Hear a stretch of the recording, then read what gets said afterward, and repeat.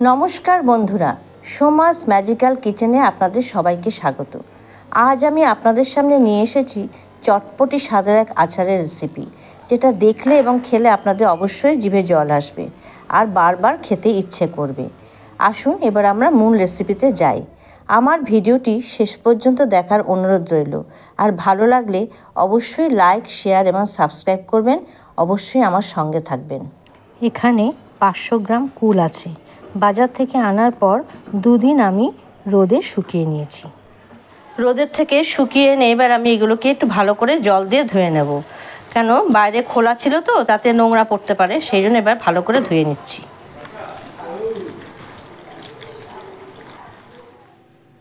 কুল থেকে আমি বোটাগুলো ছাড়িয়ে নেব, আর সেই সঙ্গে কুলগুলো একটু করে চিড়ে দেবো। এতে মশলার রসটা কুলের মধ্যে ভালো ঢুকবে। এইভাবে আমি সব কুলগুলো থেকে বোটা ছাড়িয়ে প্রত্যেকটা কুল একটু একটু করে ভেঙে নেব। দেখুন, কুলের বোটাগুলো সব ছাড়ানো হয়ে গেছে আর কুলগুলো সব ফাটানো হয়ে গেছে।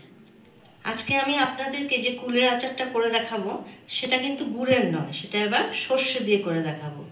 আপনারা যদি আমার শর্ট ভিডিওতে কুলের আচারের রেসিপি দেখে থাকেন তবে সেখানে দেখবেন আমি গুড় দিয়ে দেখিয়েছি, তাই আজকে আমি এটা সর্ষে দিয়ে করে দেখাবো। কিন্তু তার জন্য আমার কিছু মশলা দরকার, সেগুলো আমি একে একে দেখাচ্ছি। এখানে সবই হাফ চামচ পরিমাণে রয়েছে। এখানে হাফ চামচ জিরে, হাফ চামচ মেথি, হাফ চামচ ধনে, হাফ চামচ মৌরি আর একটা শুকনো লঙ্কা। যেহেতু আমার কুলের পরিমাণ কম তাই এইটুকু মশলাতেই হয়ে যাবে। আপনারা যদি কুলের পরিমাণ বাড়ান তার সঙ্গে মশলাগুলো একটু একটু বাড়িয়ে দেবেন। এবার আমি মশলাগুলো একটু ভেজে নেব।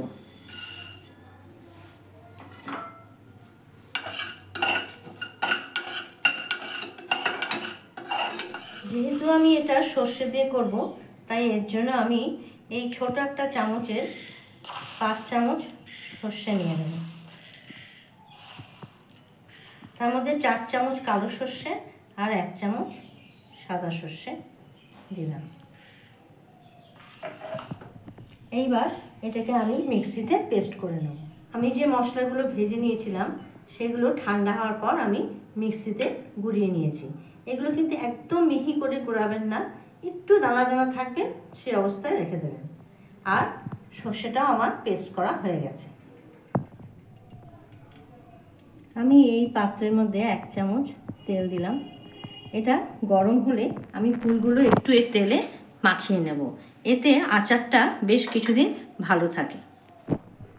তেলটা গরম হয়ে গেছে, এবার আমি কুলগুলো এর মধ্যে দিয়ে দিচ্ছি। একটু জাস্ট হালকা করে নাড়িয়ে নেবেন। এইবার কুলগুলোকে আমি একটি পাত্রের মধ্যে নিয়ে নিচ্ছি। এবার এর মধ্যে একে একে মশলাগুলো মাখাবো। প্রথমে দেব তেল। এখানে 4 টেবিল স্পুন মতো সর্ষের তেল আছে। এরপর এর মধ্যে দিয়ে দেবো সর্ষে বাটাটা।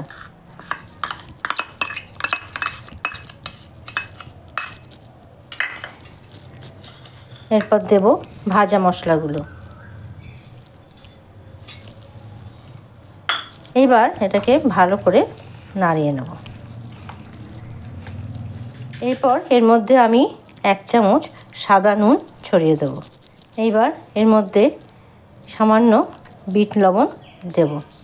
এরপর এর মধ্যে দিয়ে দেব 2 চামচ চিনি।